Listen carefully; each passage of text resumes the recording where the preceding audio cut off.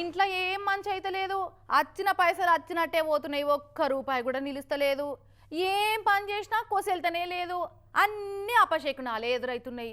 ఇక పెయిలైతే అస్సలే మంచుకుంటలేదు. ఊకే ఊకే దావకాండ్ల పాలవుడవుతుంది. ఇక నౌకరు చేసే కాడ కూడా ఏం మనశాంతి లేకుండా పోయింది. మస్తు రందిలు ఉన్నాం. నువ్వే ఏదన్నా తొవ్వ చూపెట్టాలయ్య గారు అని పంతుల దగ్గరికి సిద్ధాంతుల దగ్గరికి పోయి అడుగుతుంటారు. ఇక వాళ్ళు ఏదో దోష నివారణ పరిహారం చెప్పి ఆ పూజలు చేసుకుంటే మీకు అంత మంచి అవుతుందని చెప్తారు. అందరికీ షేకునని చెప్పే బల్లి కుడిదిలా పడ్డట్టు గీడొకాడ అందరి జాతకాలు చెప్పే అయ్యగారే ఆయన జాతకం చక్కగా చూసుకోక ఏకంగా మర్డర్ ప్లాన్ చేసి పాపం నుంచి అయితే తప్పించుకోలేకపోయిండు గిట్లా. అమ్మ బాబోయ్, పంతులు మామూలు ప్లాన్ వేయలేదు కదా. వేద మంత్రాలు చదువుతారు, దైవారాధన చేసి దోష పరిహారాలు చెప్తారు, జాతకాలు చూసి జరిగేది చెప్పే ఇద్దరు పంతులు వాళ్ళ జాతకాలే సరిగా చూసుకున్నట్టున్నారు కదా. వాళ్ళ మీద రాహుకేతు ప్రభావం ఎట్లుండబోతుందో, శని ఏ తీరులో వాళ్ళ కహాని మార్చేయబోతుండో చూసుకున్నట్టున్నారు. మొన్న ఓలి పండుగ నాడు సైదాబాద్ భూలక్ష్మి గుళ్ళి అకౌంటెంట్ ఉండే నరసింగరావు తానికి వచ్చి ఓలి రంగులు పూస్తందుకు వచ్చినట్టు వచ్చి నెత్తి మీద యాసిడ్ పోసి పోయిండు కదా ఒక ఆయన.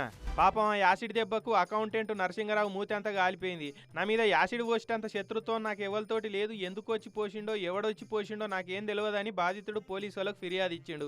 ఇక పోలీసు వాళ్ళు సిటీలో ఉన్న 1500 సీసీ కెమెరాలన్నీ జల్లెడబట్టిర్రు.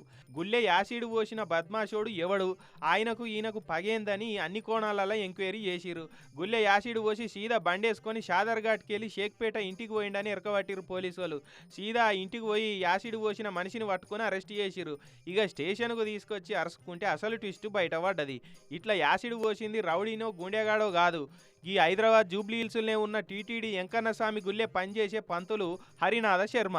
పాప పనులు చేయొద్దని మందికి చెప్పే నువ్వు గీ పాపం ఎందుకు చేసినావని అరుచుకుంటే అప్పుడు అసలు సంగతి చెప్పిండు. భూలక్ష్మి గుళ్ళే పనిచేసే అయ్యగారు రాజశేఖర్ శర్మ అనేటైనా ఈయన గురువాట. అగో ఆ గురువును భూలక్ష్మి గుళ్ళే అకౌంటెంట్గా పనిచేస్తున్న ఈ నరసింగరావు ఊకే గునిపించేటోడట. నన్ను గుళ్ళే చక్కగా నెగలనిస్తలేడని పగబెట్టుకొని శిష్యునికి ఈ ముచ్చట చెప్పిండట. నువ్వేం చేస్తావో చెయ్యి, ఆయన అయితే గుడికి రాకుండా మంచం పట్టేటట్టు చూడు అని చెప్తే ఓలి పండుగ నాడు యాసిడ్ పట్టుకొచ్చి మూతి మీద పోసిపోయిండట. ఇక ఏం తెలియనట్టు అయ్యో అయ్యో అని అందరితోటి శృతి కలిపి రంది పడ్డట్టు యాక్టింగ్ చేసిండట. ఇక పోలీసు వాళ్ళ విచారణల ఇక రాజశేఖర్ అయ్యగారి అసలు స్వరూపం బయటపడ్డాక గుళ్ళె ప్రసాదాలు పెట్టవలసిన పంతులు ఇప్పుడు జైల్లో శిపకూళ్ళు తినే ప్రాప్తానికి నోసుకున్నారు. పోలీసోళ్ళకే శటకోపం పెడదామని గురి శిష్యులు ఇద్దరు శిరసాలలో పడ్డారు. కర్మల గురించి చెప్పే వాళ్ళే వాళ్ళ కర్మ తెల్లారే వరకు వాళ్ళ బతుకును మారుస్తుందని తెలుసుకోలేకపోయారని సొట్లు పెట్టుకుంటూ పోతున్నారట. ఇక వీళ్ళ సంగతి ఎరకైన గుళ్ళల్లోకి పోయే భక్తులు.